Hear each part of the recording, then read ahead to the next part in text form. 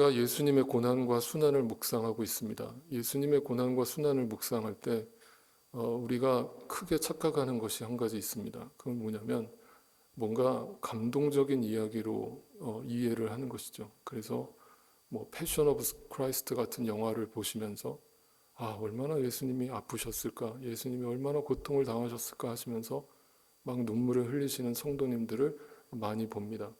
물론 그 눈물도 의미가 없다라고 말할 수는 없겠지만 저는 다시 한번 성경적 관점에서 의문을 제기합니다. 여러분, 과연 예수님이 우리에게 원하시는 것이 예수님의 억울한 죽음, 그 불쌍한 죽음 앞에 동정 어린 마음으로 눈물을 흘려주는 것일까요? 그리고는 눈물을 싹 닦자마자 다시 전혀 예수를 모르는 사람처럼 이 세상을 살아가는 것일까요? 아닐 거죠. 그럼 정말 우리가 십자가의 의미를 제대로 이해하고 제대로 묵상하고 제대로 믿고 살아가는 신자인지 다시 한번 검증해 볼 수 있기를 바랍니다. 때로는 그 눈물조차 메마른 것도 문제지만 그냥 눈물 한번 흘리고 끝나버리는 고난주간 아무 의미 없습니다. 매년 반복돼 봐야 우리의 신앙은 조금도 달라지지 않습니다. 네, 분명한 것은 우리에게 하나님이 은혜로 믿음이라는 것을 허락하셨을 때 그 예수님의 순환과 고난 이야기가 다르게 보이기 시작할 겁니다. 즉, 더 이상 예수의 고난당하는 이야기로 들리는 게 아니라 왜 예수가 저 길을 가셔야만 했는가에 초점이 맞춰져서 그것이 더 크게 부각되고 더 크게 확대돼서 보이기 시작하실 겁니다. 네.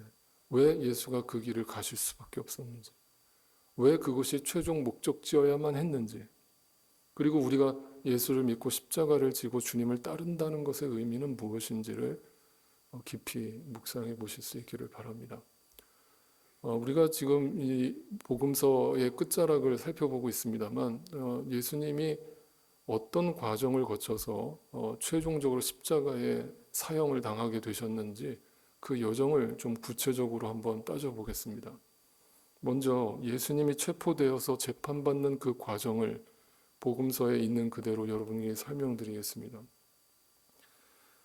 예수님은 목요일 날 밤이었습니다. 목요일 밤에 겟세마네 동산에서 기도하시던 가운데 제자들과 함께 있었을 때에 가룟 유다가 로마 병사들과 유대 병사들을 끌고 예수님을 찾아왔습니다.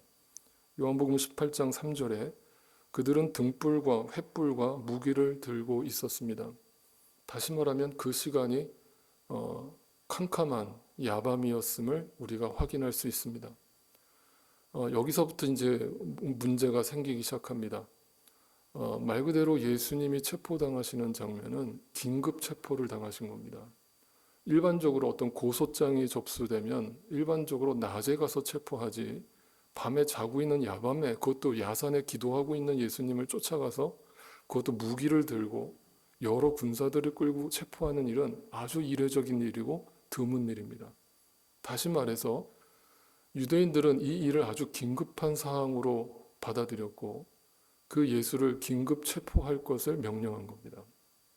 여러분, 근데 우리가 아시다시피 예수님이 체포당하시던 그 목요일 밤은 다른 날도 아닌 6월절이었습니다.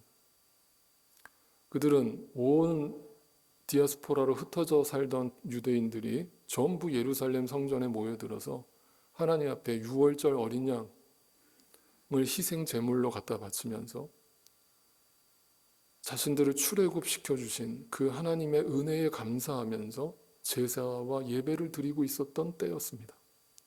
그들은 금식하면서 하나님의 뜻을 알고자 하나님 앞에 엎드려서 기도하던 그런 때였습니다. 바로 그런 때 그들의 머릿속에는 하나님의 뜻이라고는 온데간데 없고 오직 이 예수라고 하는 작자가 우리의 기득권을 어떻게 무너뜨리고 있는가, 우리 유대교가 그토록 오랜 기간 이루어온 이 업적과 인간의 그 군상들을 이 사람이 어떻게 하루아침에 무너뜨릴 수 있는가. 이것은 긴급한 상황이다. 6월절이고 뭐고 하나님의 뜻이고 뭐고 이 인간 빨리 잡아 죽여야 되겠다라는 마음으로 긴급하게 출동을 해서 예수를 붙잡은 겁니다. 자, 그리고 나서 첫 번째로 예수를 끌고 간 곳이 어디였습니까? 제가 여기다가 번호를 매겨 보겠습니다. 번호를 잘 따라오십시오. 첫 번째 예수님이 재판받는 장소는 바로 유대 대제사장의 장인이었던 안나스에게로 끌고 갑니다. 여러분 이제 유대교의 어떤 그 조직 구도를 분명히 이해하실 겁니다. 제일 우두머리가 누굽니까? 당연코 대제사장입니다. 대제사장이 실세입니다. 원래는. 그죠? 그러면 가야바한테 가장 먼저 끌고 가야 되는 것이 상식적이죠. 그런데 누구한테 끌고 갔어요? 네, 안나스에게 먼저 끌고 갔습니다. 이유는 뭐겠습니까? 그가 누구라고 소개합니까? 가야바의 장인입니다. 벌써 냄새가 나죠? 무슨 냄새가 납니까? 네, 인간의 권력욕과 인간의 만들어 놓은 조직이 보이시죠?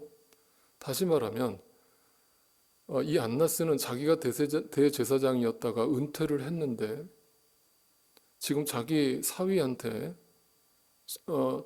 대제사장직을 물려줬는데 그것도 세습을 했는데 그 뒤에서 실제적 권위는 누가 가지고 있는 거예요? 여전히 네, 안나스가 가지고 있는 거예요. 바로 그때 유대교의 모습이 오늘날 모습과 동일하게 닮아 있어요. 하나님을 믿는 조직체라고는 보기 어려울 정도로 오직 인간의 명예와 인간의 권력욕에 사로잡혀 있는 그들의 모습을 단적으로 보여주는 장면이라고 할 수 있습니다. 그러니까 실권을 갖고 있는 사람은 안나스였어요. 실세입니다. 그 비선 실세에게 예수를 끌고 갑니다. 끌고 가서 예수를 먼저 심판해 줄 것을 요구합니다. 안나스가 그 예수를 찾아보다가 쳐다보고 신문하는 과정에서 다음으로 이제 누구한테 끌고 갑니까? 이제는 대제사장 가야바에게로 끌고 갑니다. 마태복음 26장 57절을 보세요. 예수를 잡은 사람들은 그를 대제사장 가야바에게로 끌고 갑니다. 이제 법적인 조치를 취하기 위함입니다. 다시 말하면 안나스가 이미 위에서 실권을 행사하면서 이미 이 재판을 허용한 것이죠. 그래서 내 사위 가야바한테 가서 이 재판을 승인하도록 해라. 저 예수를 죽이도록 해라. 라고 결정이 난 상태입니다. 그러니까 가야바는 그냥 종이사장이에요. 바지사장입니다. 그냥 그 위에 장인이 하라는 대로 예수를 심판에 넘겨주기로 작정을 합니다. 그럼 나름대로 절차라는 게 필요합니다. 당시 유대법의 절차에는 어떤 죄인이 고소가 되면은 신문 과정을 거쳐서 사내들의 공의회라고 하는 최고 의결기관에 반드시 통과를 하게 돼 있었습니다. 그런데 그 사내들인 공의회가 언제 개최됩니까? 누가복음 22장 66절을 보세요. 세 번째 재판입니다. 날이 밝으니 자 며칠이 지났습니까? 예수님이 체포되고 나서 네, 바로 그날 다음 날이에요. 그러니까 목요일 날 날이 밝자마자 사내들인 공의회가 열렸습니다. 말 그대로 긴급 사항이 벌어진 겁니다. 그러니까 속전속결로 예수님의 재판이 이루어집니다. 그래서 사내들인 공의에서 이미 안나스와 가야바를 거쳐서 최종적으로 결정된 사항이기 때문에 그 공의회도 그 회의도 공식적인 회의이긴 하지만 그냥 의무적으로 하는 거죠. 네, 의무적으로 하는 거예요. 그래서 날이 밝자마자 모여가지고 인원수를 채워가지고 의결을 합니다. 저 예수를 죽여라. 그런데 당시 유대법에서는 사형을 언도할 수 있는 법이 존재하지 않았어요. 그러니까 누구한테 끌고 가야 돼요? 네, 로마한테 끌고 가야 되죠. 이 예수를 죽이기 위해서 이제 이 사내들인 공의에서 최종 결정이 나자 네 번째로 어디로 끌고 갑니까? 지난주 우리가 살펴봤던 빌라도에게로 끌고 간 겁니다. 네 번째 재판이 벌어집니다. 그것이 금요일 날 오전이었습니다. 금요일 오전에 예수를 빌라도에게 끌고 가서 재판을 하는데 빌라도가 뭐라고 지난주에 얘기했습니까?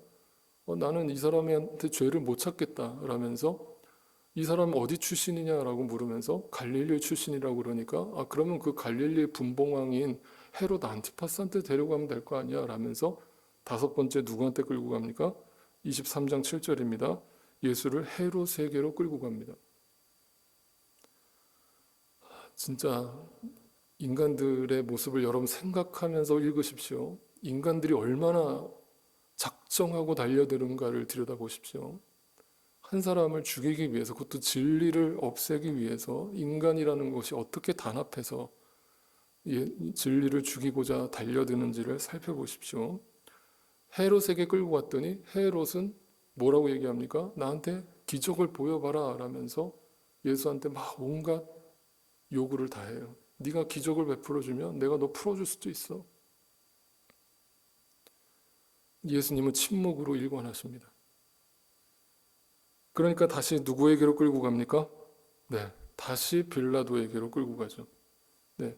그런데 누가복음 23장 12절이 뭐라고 밝혀주고 끝났습니까? 지난주에 헤롯과 빌라도가 어떻게 됐다고요?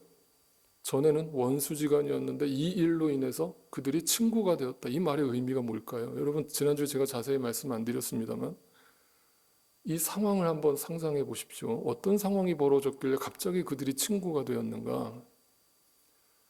헤롯은 그 대제사장들로부터 사내들인 공의회로부터 결정된 사항을 최종적으로 결정하기 위해서 예수를 죽이고 싶은데 로마가 그 일을 해주기를 바라는 거예요. 그러니까 원래 빌라도를 탐탁치 않게 생각했던 이 헤롯 왕이 빌라도한테 어떤 청을 했을 거예요. 어떤 청을 했느냐? 쉽게 말하면 뇌물을 갖다 바친 거죠. 네, 실제로 이 신약 성경을 연구하는 학자들이 당시 역사적 기록을 보면 이 헤롯 왕과 빌라도가 절대로 가까울 수 없는 사이인데 이 두 사람이 예수의 죽음 앞에서 친구가 되었다는 것은 어떤 정치적 뇌물 관계가 있지 않고서는 불가능한 일이다라고 해석합니다. 충분히 가능한 얘기예요. 그러니까 빌라도가 어찌 보면 그들의 청탁을 받고 그 일을 대신 처리해주는 임무를 맡게 된 것이죠. 그것이 6번째 재판입니다. 자, 그리고 나서 빌라도가 오늘 본문에 나타나는 것처럼 어떻게 합니까?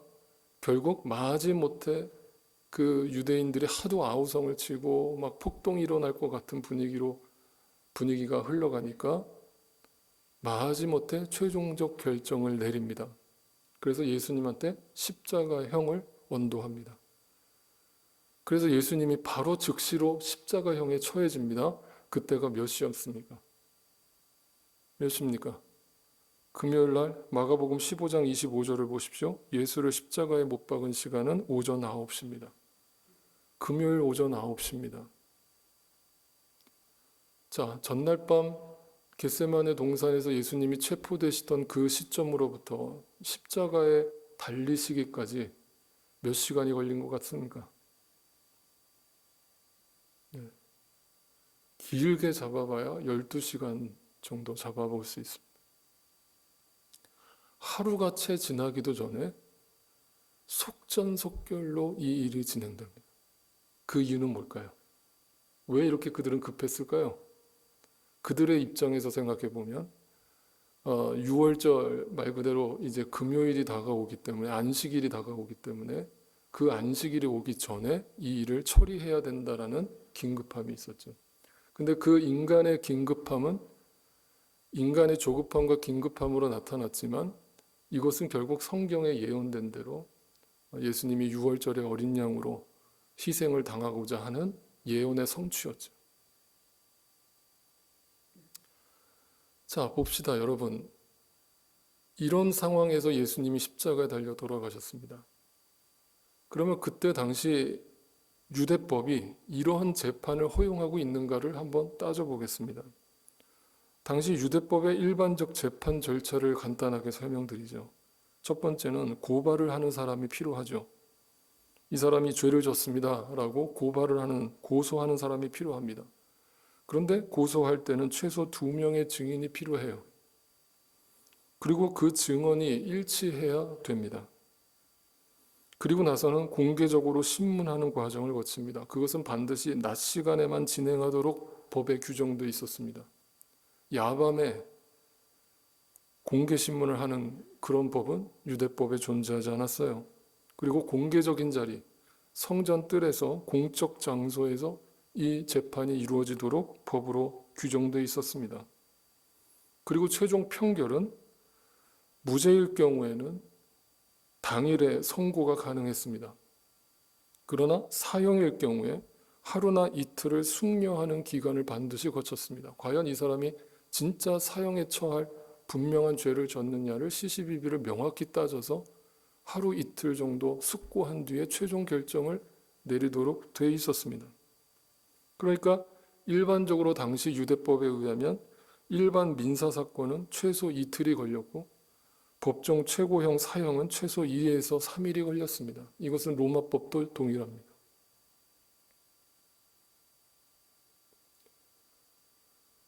인간이 얼마나 예수가 죽이고 싶으면 자기들이 그렇게 철저하게 지키던 율법마저 어겨가면서 예수를 사지로 내몰았는가 라고 하는 그 장면을 생각해 보십시오. 네, 오늘날도 다르지 않습니다. 네, 우리는 정말 예수가 싫습니다. 우리의 뜻대로 살도록 내버려 두지 않고 계속 우리를 뭔가 올가매고 구속하는 것처럼 보이는 그 예수의 길, 하나님의 뜻에 우리는 절대로 순종하고 싶어 하지 않습니다. 그래서 오늘도 우리는 끊임없이 그 하나님의 뜻에 저항하고 예수가 가는 길에 반대의 길로 가려 하는 것이죠. 자, 그런데 빌라도가 오늘 본문에서 이렇게 이야기를 합니다. 오늘 본문 22절을 보세요. 빌라도가 세 번째 그들에게 말합니다. 자, 성경에서 3이라고 하는 숫자의 의미를 제가 거듭 말씀드린 바가 있습니다. 빌라도가 그냥 한 번, 야, 이거 정말 이 예수가 정말 죄가 있어? 죄가 있다고 생각해? 내가 볼 땐 진짜 죄가 없는데?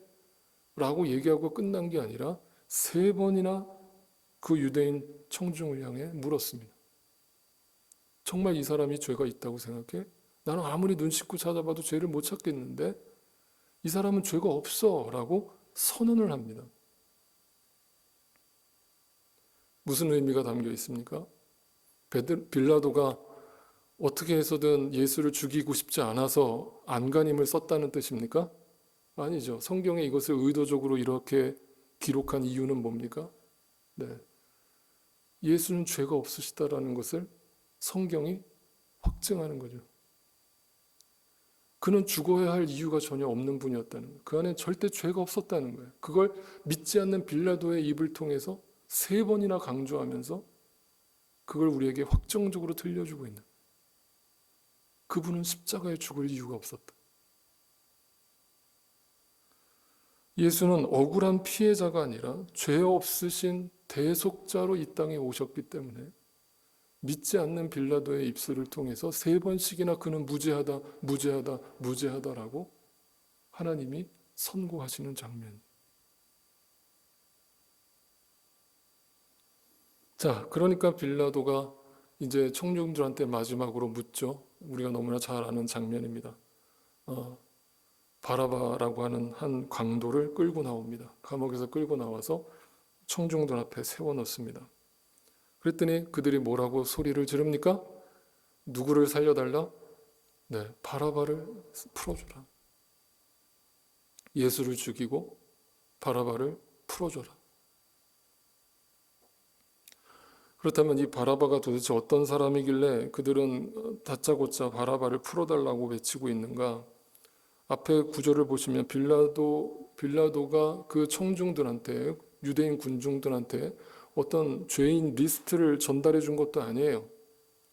너 이 리스트를 보고 여기서 네가 어떤 사람을 풀어주기를 원해 라고서 어떤 리스트를 주고서 우리한테 뽑으라고 한 것도 아닙니다. 그냥 그들이 자발적으로 바라바를 풀어달라고 외친 거예요. 그러니까 중요한 사실은 이 바라바라는 사람이 당시 유대인들한테는 굉장히 유명한 사람이었다는 것을 알게 됩니다. 그럼 성경은 그가 어떤 죄를 지었다라고 밝히는가? 19절을 보세요. 바라바는 성 안에 일어난 폭동과 살인 때문에 감옥에 갇힌 사람이었다. 그의 첫 번째 죄목은 폭동이었습니다. 밀란이었습니다. 어떤 의미입니까? 폭동이라는 것이 당시 시대에서 말 그대로 로마에게 저항하는 독립투사의 모습을 담고 있죠. 이 바라바는 독립투사였습니다. 그러니까 유대인들한테 이 바라바는 어떤 존재입니까? 그냥 흉악한 범죄자입니까? 아닙니다. 자신들의 나라를 독립시키고자 하는 그 자주 독립을 위해서 자기 목숨까지 내어바치고 선동했던 영웅입니다. 유대인들한테는 영웅이에요. 그러니까 리스트도 주지 않았는데 어떤 죄목도 죄인들을 고르라고 하지도 않았는데 그 바라바를 풀어달라. 그리고 저 예수를 죽여라. 그것이 타당하다, 마땅하다. 다시 말하면 바라바는 우리한테 필요한 존재. 근데 저 예수는 우리한테 필요 없어. 이 고백입니다. 그럼 그들이 왜 바라바를 그토록 간절히 원했는가? 바라바를 풀어주면 어떤 일이 벌어지겠습니까? 그 바라바가 여러분 당시 독립운동을 한다는 것은 항상 그들이 주장하는 그 주장은 한결같았어요. 뭘 주장했냐면 다윗의 영광을 재현시켜주는 나라를 만들어주겠다는 거예요. 오늘날 정치인들이 흔히 그 선거운동하면서 얘기하듯이 이 독립투사들은 당연히 이 나라의 주권을 회복시켜준과 동시에 다윗의 영광을 다시 재현시켜주는 그런 나라를 너희들한테 내가 선사하겠다. 그러니까 나를 지지해달라. 이런 것이 그들의 한결같은 주장이었어요. 얼마나 애국자입니까? 얼마나 나라를 끔찍히 사랑하는 애국자입니까? 그러니까 유대인 군중의 입장에서는 이 땅에 눈에 보이는 하나님 나라가 아니라 말도 안 되는 뜬구름 잡는 얘기처럼 들리는 그 영적 하나님 나라를 이야기하고 떠들고 다니는 그 예수를 보다는 실질적인 다윗의 영광을 재현하는 위대한 이스라엘, 위대한 이스라엘을 다시 꿈꾸게 하라. 그런 나라를 만들어주겠다고 주장하는 정치인, 그런 독립투사라면 당연히 예수보다 훨씬 값어치가 있고 가치가 있는 존재인 거예요. 그럼 잘 생각해 보세요. 만약 우리가 2000년 전 그 무리 속에 섞여 있었다면 여러분은 예수입니까? 바라바입니까? 대답해 보십시오. 여러분은 예수를 선택합니까? 바라바를 선택합니까? 여러분, 그럼 바라바의 이름의 뜻이 무엇인지 제가 예전에 요한복음 강의할 때 말씀드린 바가 있습니다만 다시 한번 설명드리죠. 바라바라고 하는 이름의 뜻의 의미가 있습니다. 바라바. 여러분, 이 바라바의 뜻은 바라는 게 무슨 뜻이에요? 아람어로 바라는 게 son이에요. 아들이에요. 아들이라는 뜻입니다. 그 다음에 아바, 오늘 우리 앞에서도 찬양했습니다만 아바 아버지 할 때 아바가 무슨 뜻이에요? 아빠라는 뜻이에요. 아빠 아버지. 그러니까 아람어로 아바라는 father예요. father. 그러니까 직역하면 뭐예요? 이 바라바의 이름의 뜻이 아버지의 아들이에요. 아버지의 아들이 아닌 사람이 이 세상에 있습니까? 없죠. 그러면 이 의미는 뭘 의미를 담고 있는 거예요? 바라바의 의미는 이 세상을 상징하는 세상 나라 다윗의 영광을 재현하고자 그것을 추구하고 그것을 이상적인 나라로 제시하고 있는 그 바라바, 우리의 아들, 우리 나라의 아들, 우리 조국의 아들, 이 세상의 아들, 인간 세상의 아들을 상징하는 단어. 그러니까 이 인간 세상을 더 평화롭고 더 위대하고 더 멋있게 만들어갈 그런 위대한 지도자 바라바를 풀어주고 저 아무짝에도 쓸모없는 맨날 허무맹랑한 소리나 하고 맨날 추상적인 얘기만 하고 전혀 우리의 현실에는 전혀 어울리지도 않는 이상한 복음이나 떠들고 있는 저 예수는 필요 없으니까 죽여버려. 그러니까 하나님의 아들 예수는 죽여버리고 이 세상의 아들 바라바는 살려달라는 거예요. 이게 유대인의 모습이 아니라 바로 우리가, 여러분과 제가 오늘도 날마다 그 눈에 보이지 않는 예수는 날마다 죽여버리고 필요 없는 존재로 저 방구석에 처박아 버리고 전혀 그분의 뜻이라고는 따를 생각도 하지 않고 오직 이 세상에 어떻게 하면 나한테 더 유익을 가져다 주고 이익을 가져다 주고 나를 배부르게 하고 나를 더 명예롭게 하고 그런 것을 가져다 주는 바라바를 원하는. 그럼 다시 여러분한테 묻겠습니다. 누가 예수를 죽였습니까? 누가 예수를 십자가에 못 박았습니까? 유대인들입니까? 그렇게 고집스러운 말 안 듣는 그런 유대인들이 예수를 죽였습니까? 빌라도가 예수를 죽였습니까? 그래서 제가 사도신경 우리 교회에서 안 하는 이유가 있다고 그랬죠. 본디오 빌라도에게 고난을 받아서 십자가에 못 박혀 죽으시고 장사한 지 사흘 만에 죽은 자 가운데서 살아나셨다. 여러분, 그것이 성경적으로 맞는 고백입니까? 예수가 본디오 빌라도에게 고난을 받으셨습니까? 우리가 성경을 제대로 보지 않으면 거기서 나는 쏙 빼버리는 거예요. 나라는 존재는 거기서 쏙 빼버리고 다 삼자가 저들이 예수를 죽인 자들이고 나는 아무 상관없는 거예요. 여러분, 이게 우리의 죄성입니다. 오늘 본문은 우리에게 아주 무섭게 질문을 던지고 있습니다. 누가 예수를 죽였냐? 누가 바라바를 풀어달라고 고함을 쳤냐? 누가 예수는 필요 없다라고 고함을 쳤냐? 예수냐 바라바냐라는 질문을 우리에게 던지는 거예요. 그러면 오늘도 이 질문 앞에 여러분 부인하실지 모르겠습니다만 여러분 하나님 앞에서 양심적으로 고백하십시오. 우리는 매 순간 바라바를 선택하는 거예요. 그리고 성경에 등장하는 이 세상의 아들, 이 세상을 대표하는 아들 바라바는 다른 사람이 아닌 바로 저와 여러분의 모습을 그대로 투영하고 있는 존재예요. 네. 그 자신이, 우리 자신이 바로 바라바입니다. 이 세상에 온갖 내 생각의 정의를 외치면서 눈에 보이는 어떤 나라를 추구하면서 눈에 보이는 이 세상을 더 이롭게 하기 위해서 내가 뭔가를 할 수 있다라고 생각하면서 나의 열심과 행위를 드러내고자 하는 그 바라바가 나 자신임을 성경이 고발하고 있는 겁니다. 내가 십자가에 달려 죽었어야 할 바라바였던 거예요. 그런데 그 바라바를 자유롭게 하고 대신 예수가 십자가에 죄가 없는 무죄한 예수가 십자가에 죽은 겁니다.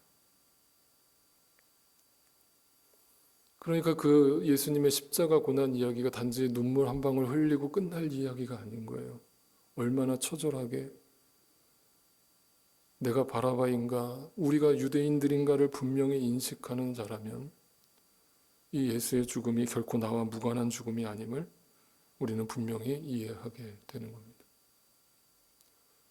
그래서 바울이 썼던 수많은 서신 중에 그 서신의 모든 내용들은 이 복음을 담고 있는데 바울은 절대로 그 유대인들이 예수를 죽였다라고 말한 적이 없습니다. 빌라도가 예수를 죽였다라고 말한 적이 없습니다. 바울은 서신에서 항상 이렇게 고백합니다. 갈라디아서 3장 13절입니다. 그리스도께서 우리를 위하여 저주를 받은 사람이 되심으로. 다른 말로 표현할까요? 그리스도께서 바로 나를 위하여, 바라바인 나를 위하여 대신 저주를 받으심으로써 내가 율법의 저주에서 속량되었다. 엑사고라소, 헬라오, 리디머, 무슨 뜻입니까? 뭔가 대가를 지불하고 나를 자유롭게 했다는 뜻이에요. 속량했다. 대가를 치렀다. 왜냐하면 기록된 바 나무에 달린 자는 모두 저주를 받아야 할 자, 예수 그리스도가 나를 대신해서 내가 받아야 할 저주를 대신 받으셨다. 그래서 나에게 구원이 허락되었다. 오늘 빌라도 앞에, 군중들 앞에 이 두 사람이 서 있습니다. 예수와 바라바. 예수는 죄 없으신 예수입니다.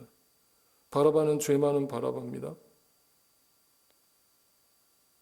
여러분과 저는 누구입니까? 우리는 어떤 일을 한 것입니까? 우리는 지금도 어떤 일들을 하고 있습니까? 여러분, 이제 성경을 보실 때 이 관점을 그래서 항상 이해하셔야 됩니다. 정말 우리는 예수 그리스도의 은혜가 아니면 아무것도 아님을 분명히 말하고 있는 것이죠. 여러분, 아담과 하와가 인간의 첫 번째 시조로서 이 땅에서 범죄하고서 하나님께 저주를 받았을 때 하나님은 이 인간이, 인류가 그 생각하는 모든 것이 악한 것임을 보시고는 노아라고 하는 당대 은혜를 입은 자를 부르셔서 120년 동안 방주를 짓게 하셨습니다. 그리고 그 물 홍수를 통해서, 물 심판을 통해서 위대한 하나님의 구원의 역사를 드러내셨어요. 그런데 여러분, 그 노아가 방주에서 나오자마자 한 행동을 한번 들여다보십시오. 노아가 무슨 짓을 했습니까? 인류의 두 번째 시조라고 불리는 노아가 방주에서 나오자마자 한 행동이라고는 포도주 진탕 먹고 나쳇바람으로 자빠져 잔 것입니다. 성경 볼 때 의문이 생기죠. 도대체 이 세상이 다 물로 잠겼는데 포도주는 도대체 어디서 난 건지 아마도 몰래 숨겨놓지 않았을까라고 저는 예상합니다. 그걸 진탕 먹고는 취해서, 세상에 취해서 나체로 자빠져 자고 있습니다. 그때 세 아들 중에 함이 뭐라고 합니까? 아빠의 나체의 모습을 보고 아빠 나 빨개 벗었다. 술 먹고 빨개 벗었다라면서 고자질을 합니다. 그게 뭐예요? 율법의 모습이죠. 우리의 죄를 드러내는 거예요. 정죄하는 겁니다. 판단하는 거예요. 저 인간 더럽다. 저 인간 죄졌다. 저 인간 약하다. 그런데 두 아들은 그 아버지의 나체의 부끄러운 모습을 보지 않고 뒷걸음질로 들어와서 그 아버지의 나체를 조용히 덮어주고 나갑니다. 뭘 얘기합니까? 은혜를 상징.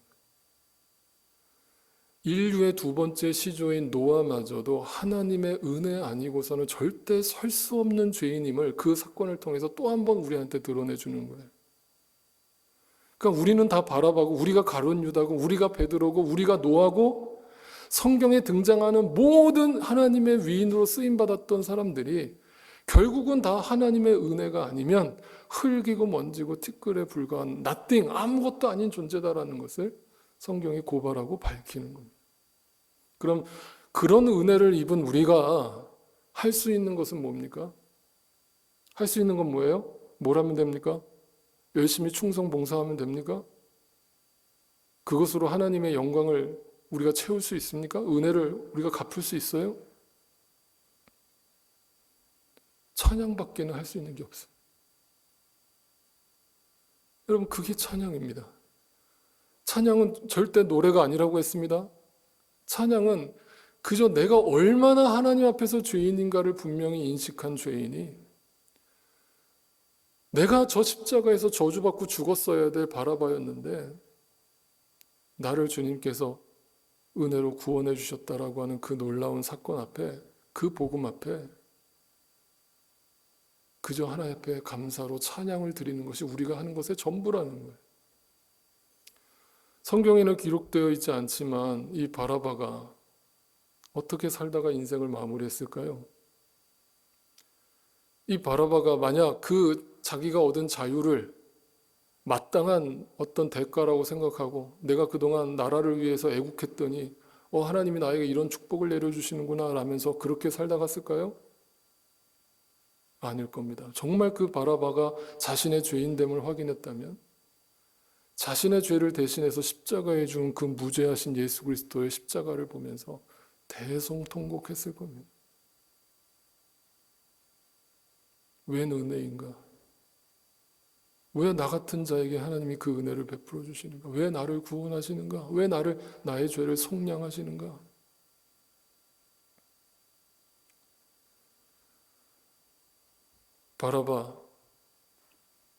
그 바라바가 바로 우리 자신임을 잊지 마시기 바랍니다. 여러분, 저를 따라서 한번 이렇게 고백해 보십시오. 주님, 내가 죄 많은 바라바였습니다. 그러나 주님께서 나의 자리에 서셨습니다. 나의 죄를 속량하신 주님을 찬양합니다. 네, 이것이 교회의 본질입니다. 이 은혜를 아는 자들이 어떻게 교회 생활을 하고 신앙생활을 하고 이 땅에서 남은 인생을 살아갈까를 한번 생각해 보십시오. 그 사람이 남의 허물을 판단할까요? 뒷담 화나 하고 있을까요? 아닙니다. 나올 수 있는, 내 입술에서 나올 수 있는 것은 그저 은혜밖에 없는 것이고 하나님의 은혜로 살게 되었음을 고백하는 찬양밖에는 나올 것이 없는 겁니다. 여러분, 이 은혜가 날마다 우리를 사로잡고 내가 주님을 십자가에 못 박은 바라바였음을, 내가 유대인이었음을, 내가 가룟 유다였음을, 내가 베드로였음을 늘 잊지 않고 살아가시는 저와 여러분 되시기를 간절히 소망합니다.